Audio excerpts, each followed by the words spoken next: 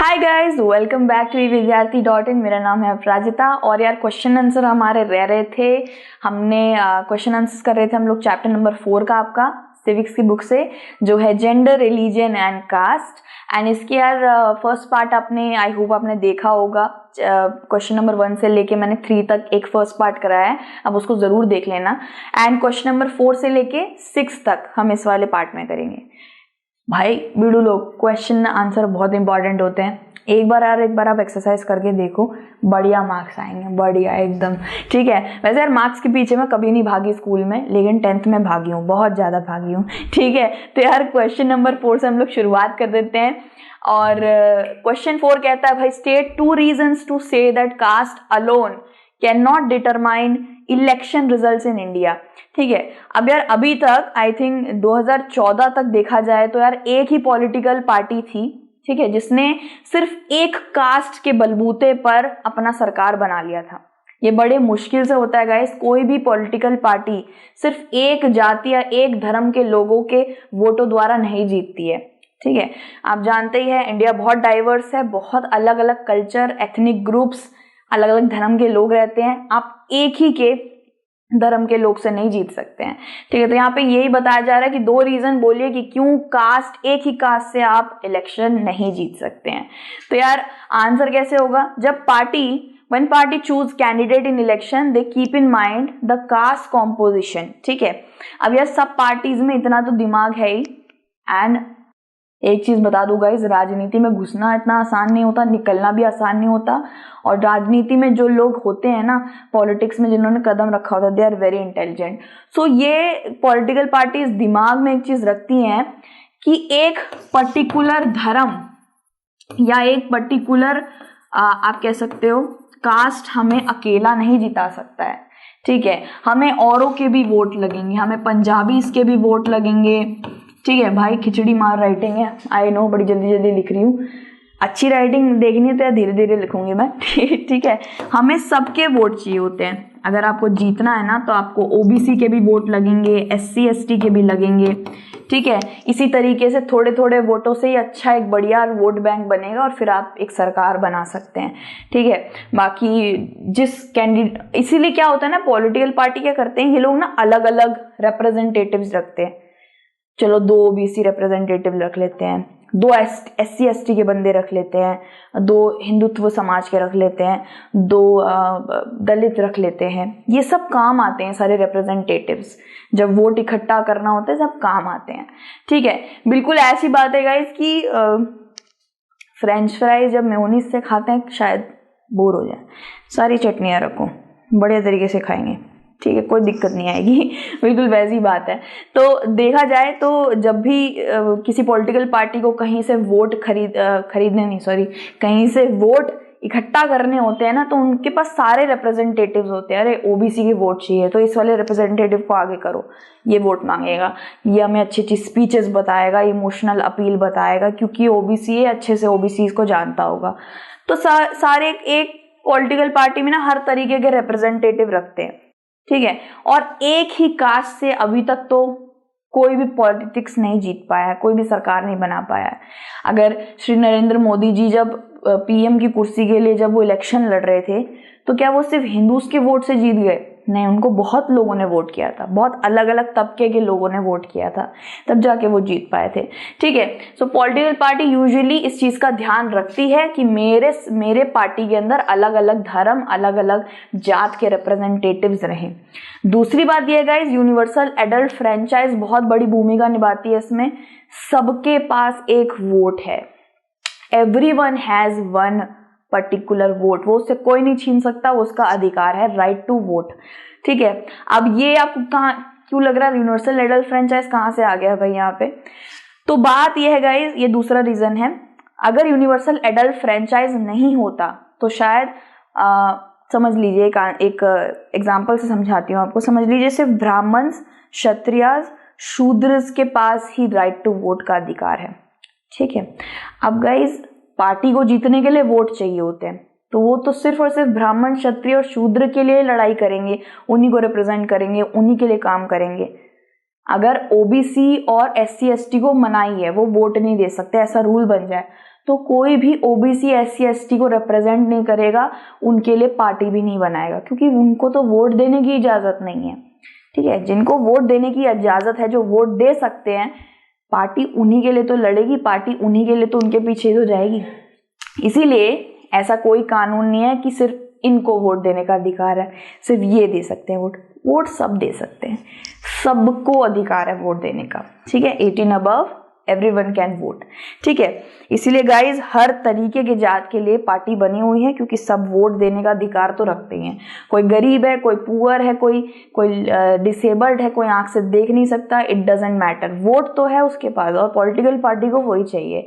ठीक है, so it also brought new conscious among the people of caste that were hitherto treated as inferior and low. अब guys ये जो भी लो होते हैं ना, लो ग्रुप्स जिनको माना जाता है, छूत, दलित या फिर बहुत गरीब होते हैं जिनको बड़े नीचे तबके का माना जाता है, पॉलिटिकल पार्टीज इनके पीछे क्यों भाग रही होती है?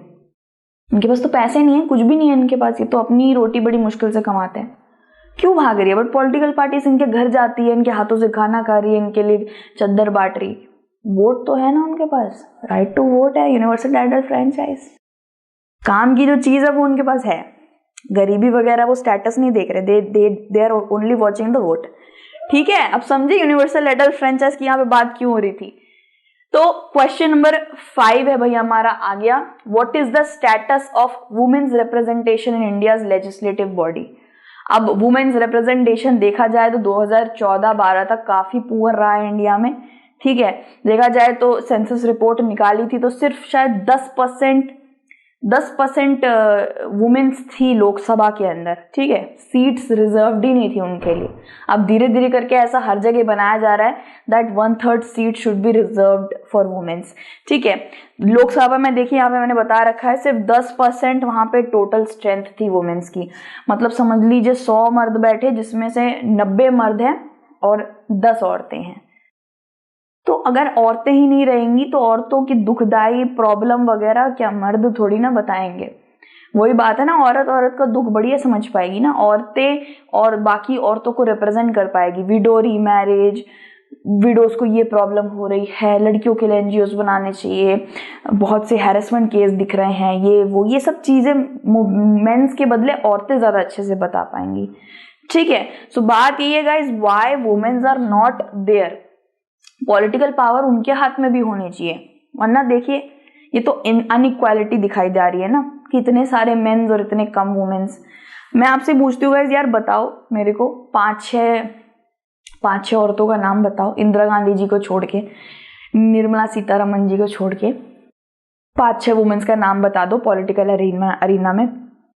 आप नहीं बता पाओगे, ज्यादातर बच्चे बता दोगे यार बिडू लोग, लेकिन बहुत से नहीं बता पाएंगे। क्यों? क्योंकि यार है इतना परसेंटेज लो, हमें याद भी नहीं, हमें मेंस के बहुत नाम याद है बट वुमेन्स के याद नहीं है। ठीक है, देखिए स्टेट असेंबली में भी 5% औरतें हैं। स्टेट असेंबली मतलब एक राज्य को संभालने के लिए जब जो बैठक वगैरह होती है ना, राज्य में ये करना है वो करना है, पानी की समस्या, उन सब चीजों को डिस्कस करते वक्त भी औरतें सिर्फ 5% बैठी रहती है वहां पे। मतलब 70 मर्द बैठे हैं और 10-12 औरतें बैठी हैं। वही बात है गाइस, यहाँ पे काफी कम रिप्रेजेंटेशन दिख रही है औरतों की। अब यहाँ पे ये सेंसस रिपोर्ट आपकी बुक के अंदर भी है, नॉर्डिक कंट्रीज जो होती है वहां पे 40% औरतों के लिए सीट रिजर्व्ड है। बहुत अच्छा अमाउंट है 40%, एटलीस्ट 40 तो है ना। ठीक है, नॉर्डिक कंट्रीज कौन सी होती है गाइस? नॉर्डिक कंट्रीज वो होती है जो यूरोप के नॉर्दर्न पार्ट में पड़ती है, स्वीडन, डेनमार्क, ये सब। ठीक है, अमेरिका में 20%, 20 से थोड़ा ज्यादा, यूरोप में 19, और इंडिया कहाँ आ रहा है यार? ठीक है, ये अमेरिका, यूरोप, नॉर्डिक कंट्रीज, यहाँ अच्छा प्रतिशत है। इंडिया है 8.3 which is very low. Arab country से थोड़ा सा आगे चल रहा है, बस थोड़ा 1%। ठीक है, सो देखा जाए तो इंडिया काफी हद तक लो उस पर चल रहा है। Why men's have all the power, why men's are only seen in the political arena and political parties, औरतें कहाँ हैं? ठीक है, तो गाइज यही बात है कि कैबिनेट, एक औरत भी अगर प्राइम मिनिस्टर या चीफ मिनिस्टर बनती है ना, तो उसका जो कैबिनेट होता है, जो बाकी मंत्रियों की जो सभा होती है, वो भी सारे मर्दों की होती है, उसमें कोई औरत होती ही नहीं है। ठीक है, ये देखिए समझ लीजिए ये एक वुमेन है। ठीक है, ये तो वैसे सेक्रेटरी थे इंडिया के, I think he is no more. तो ये समझ लीजिए वुमेन लेके चलते हैं, ये प्राइम मिनिस्टर बनी है और बाकी जितने भी है सारे मेंस। वो अनकंफर्टेबल फील तो करेंगी अलग से, बट उनको ये लगेगा कि सारे मेंस क्यों है, why there are no women.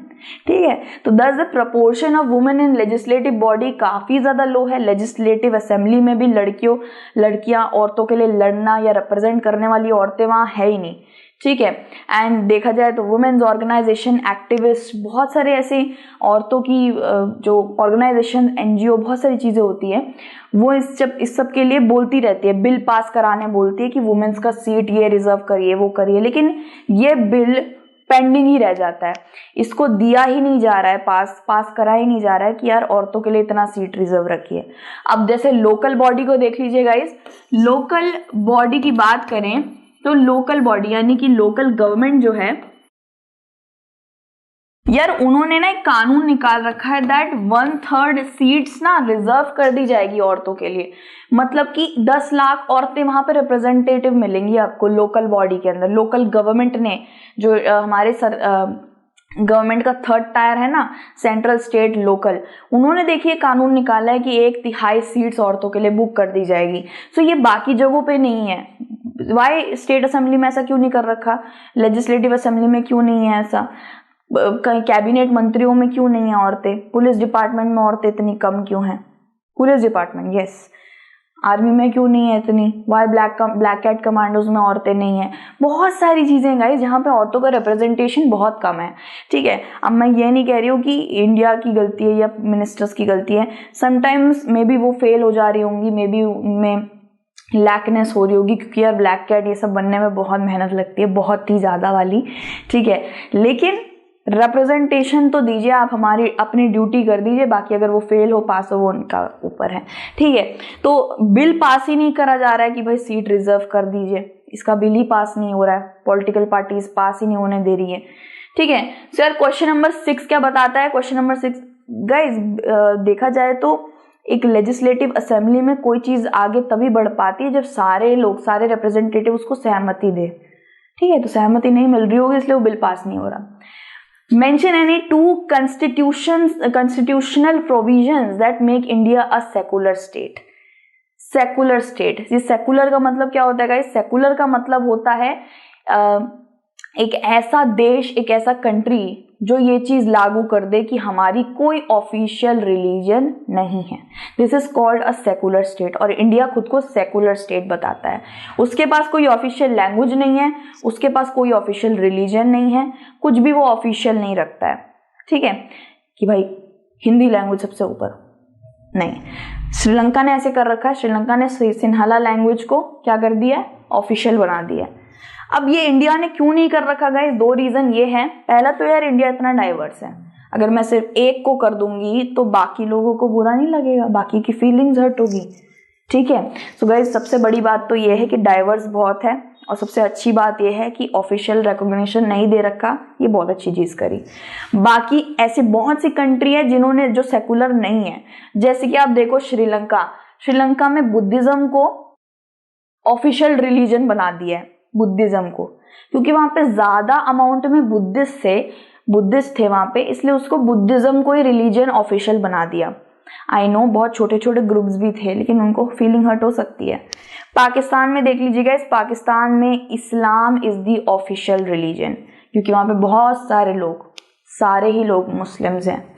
अब इंग्लैंड में क्रिश्चियनिटी को ऑफिशियल रिलीजन बना दिया है, क्योंकि सब लोग वहां पे, most of the people are Christians. ठीक है, अब इंडिया में भी ऐसे बहुत सी कम्युनिटीज है जो बहुत है, आराम से शायद हिंदू रिलीजन को, हिंदुत्व को, हिंदुइज्म को हम ऑफिशियल बना सकते थे। ठीक है, मेरे नजरिए से यार हिंदू काफी ज्यादा है, लेकिन ऐसा नहीं हुआ। बाकी भी लोग हैं, छोटे छोटे प्रोपोर्शन में ही है भले ही, लेकिन है तो सही, इंडिया डाइवर्स है।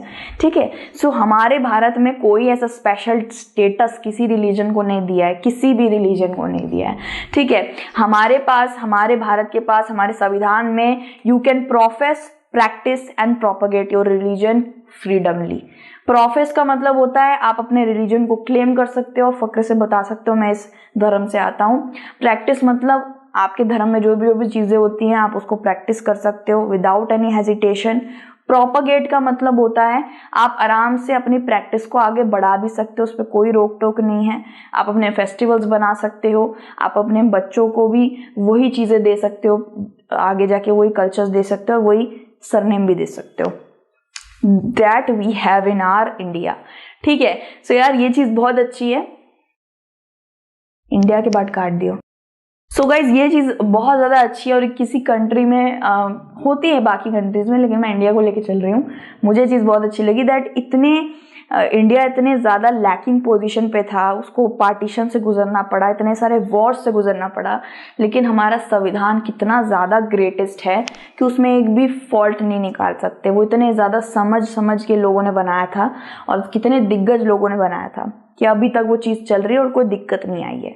ठीक है, सो गाइज इससे क्या होता है ना, ये अगर आप एक कोई ऑफिशियलिज्म नहीं दोगे ना किसी को, तो किसी को भी प्रॉब्लम नहीं होगी।